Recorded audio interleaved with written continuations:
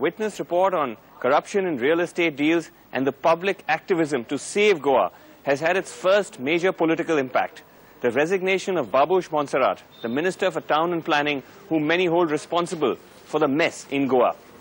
But many say it's wrong to pinpoint the entire blame for Goa's real estate crisis on one man, and that the nexus of corruption in real estate runs much higher and wider, penetrating the highest levels, some say, of this government. Which is why the battle for Goa is far from over.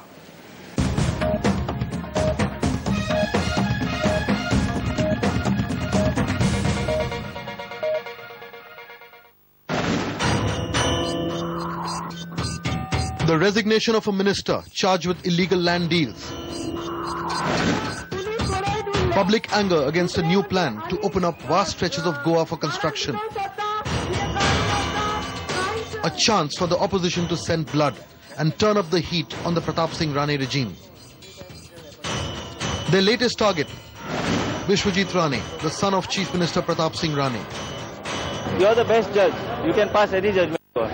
Vishwajeet on paper is Congress General Secretary, but they claim he's using his influence to make a huge bid for a piece of Goa's real estate action.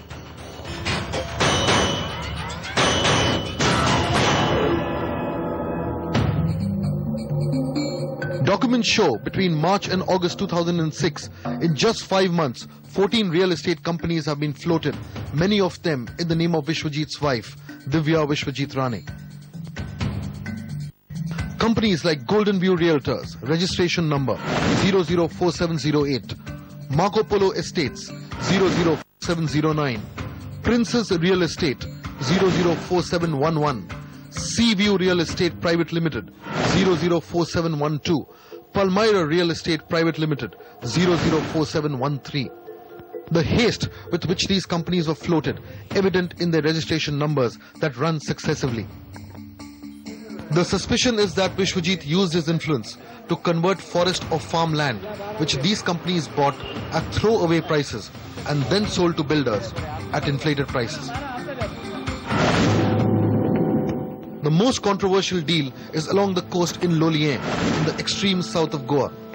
13 lakh square meters of forested land along the coast was converted for commercial use in a deal brokered by Hansel Private Limited, again registered in the name of Vishwajeet's wife.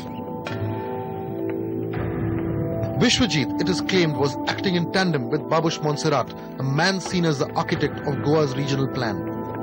Is it just a coincidence that the companies were floated in the months running up to the release of the regional plan, which lays out new areas to be opened up for development? Is it just a coincidence that Vishwajeet Rane's phone records show repeated calls from Rane's landline 246-5801 and from cell number 98225-88626 registered in his wife's name to 98221-00010, the cell phone of Babush Montserrat? His involvement there is pretty high. What are his relations with Babush? How much time he was talking with Babush? Where is his involvement in sale of land? Why did the sale take place? It was based on this regional plan. We tried without luck to repeatedly contact Vishwajeet. Finally, only this, when we caught up with him at a press conference. I have no comments to offer you. Even his normally inaccessible father, Chief Minister Rane, has gone into a further shell.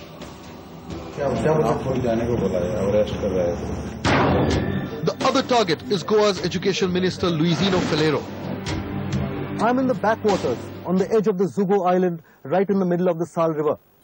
A few years ago, the family of the current Education Minister Luisino Falero bought land, 106,000 square meters of it, at a throwaway price.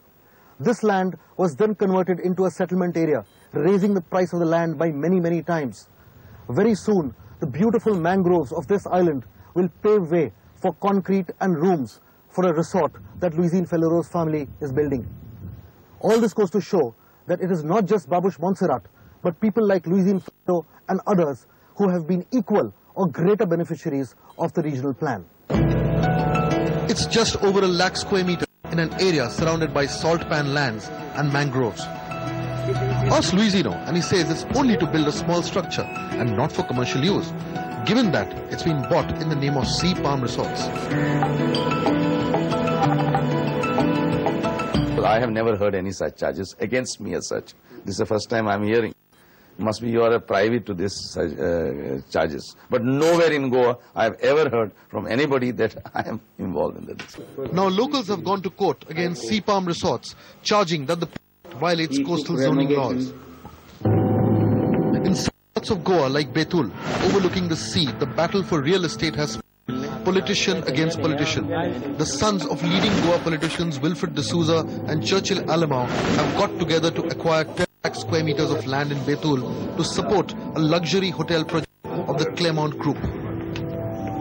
But MLA Babu, the chairman of the Industrial Development Corporation, wants to acquire 4 lakh square meters in the same area for auxiliary units of a food processing park overlooking the sea.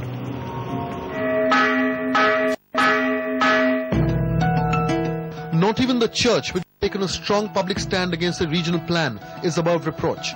As one of Goa's biggest landowners, it's frequently converted open land and sold it, ostensibly to raise money to support its charitable work. Like this block of apartments in Karanzale in Talgaon near Panjim stands on what was once church land. This is all church land. It's all church land, and all buildings are church land. So does this set of flats on a hill in Don Paula, one of Goa's most expensive neighborhoods. But what some are questioning is why, despite the church's strong attack against the regional plan, its request to convert its land for sale hasn't stopped. These are a sample. 4 letters written in 2006 to the Town and Country Planning Department asking orchard land to be converted to settlement land in 4 different parts of Goa. A total demand for a conversion of over 1 lakh square meters. See, as I said, I've just referred to a place where there is a building or whatever in a property that belonged to the church. So, to sell property for some useful purpose, I don't see anything wrong there. What we are against is haphazard development. From our last visit, Babush Monserrat's parting words. Why make me the scapegoat when it comes to Goa's real estate? No one can take the high moral ground, no matter how high. With Frankie Fernandez and Srinivasan Jain, Shujoy Gupta for NDTV.